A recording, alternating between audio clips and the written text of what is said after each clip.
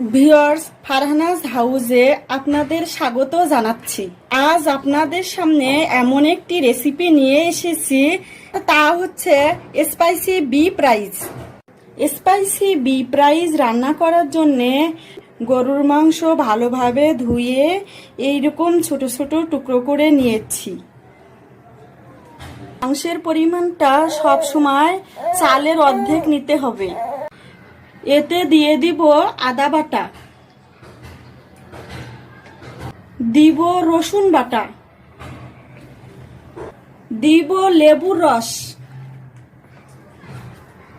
এখন মাংসের সাথে মশলাগুলো ভালোভাবে মিশিয়ে নিব। লেবুর রসের পরিমাণটা 1 কাপের জন্য 1 টেবিল চামচ দিতে হবে। লেবুর রস দেওয়ার কারণে মাংস তাড়াতাড়ি সিদ্ধ হয়ে যাবে আর ঝরঝরে হবে। এখন এটাকে ঢেকে রেখে দিব চাল সিদ্ধ করে ঠান্ডা করে নেওয়া পর্যন্ত। আমি পাত্রে পরিমাণ মতো পানি নিয়েছি। এখন এখানে দিয়ে দিব আগে থেকে ভালো করে ধুয়ে নেওয়া পোলার চাল। চুলার আঁচ বাড়িয়ে দিয়ে আমি চাল 90% সিদ্ধ করে নিব। চালের 2 পাশে সিদ্ধ হয়েছে, মাঝখানে শক্ত ভাব আছে। ঠিক এ পর্যায়ে আমি পানি ঝরিয়ে নিব।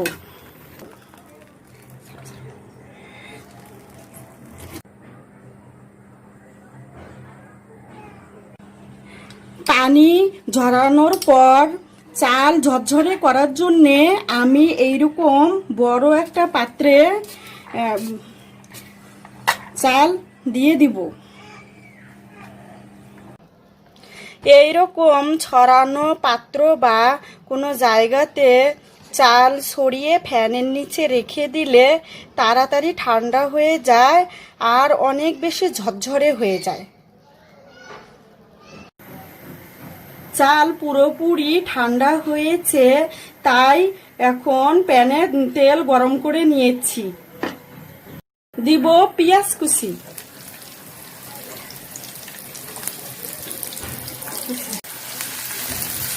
পেঁয়াজ কুচি একটু ভেজে নিব। বেশি ব্রাউন করে ভেজে নিব না। ঠিক এই পর্যায়ে দিয়ে দিব মাখানো মাংস।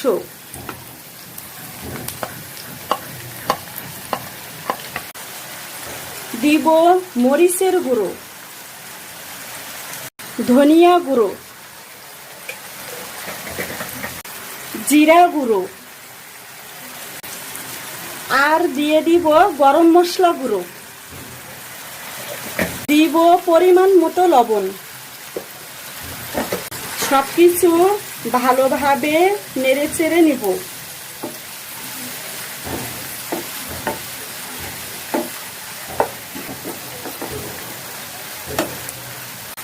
এখন দিয়ে দিব সামান্য পানি।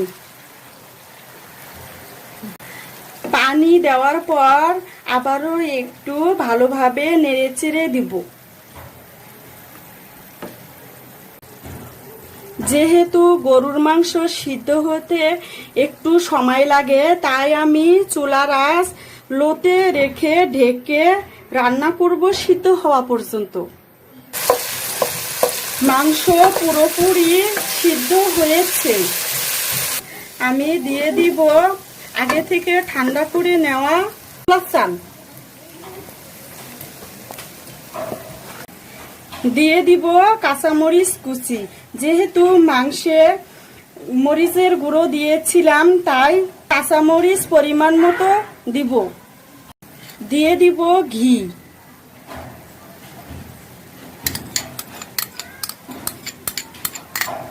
ভিউয়ার্স, এ পর্যায়ে চুলার আঁচ বাড়িয়ে দিতে হবে।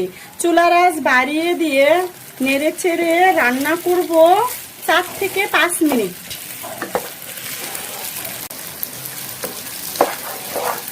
এই স্পাইসি বিফ রাইসটি কিন্তু যে কোনো ছোটোখাটো অনুষ্ঠান বলুন আর ঘরোয়া কোনো অনুষ্ঠান বলুন না কেন, যে কোনো মেনুর সাথে ভালোভাবে মানিয়ে যায়। 5 মিনিট পর হয়ে যাওয়ায় আমি এখন নামিয়ে নিব।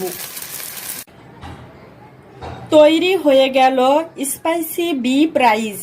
আপনারা বাসায় অবশ্যই এটি ট্রাই করবেন। সবাই ভালো থাকবেন। ধন্যবাদ।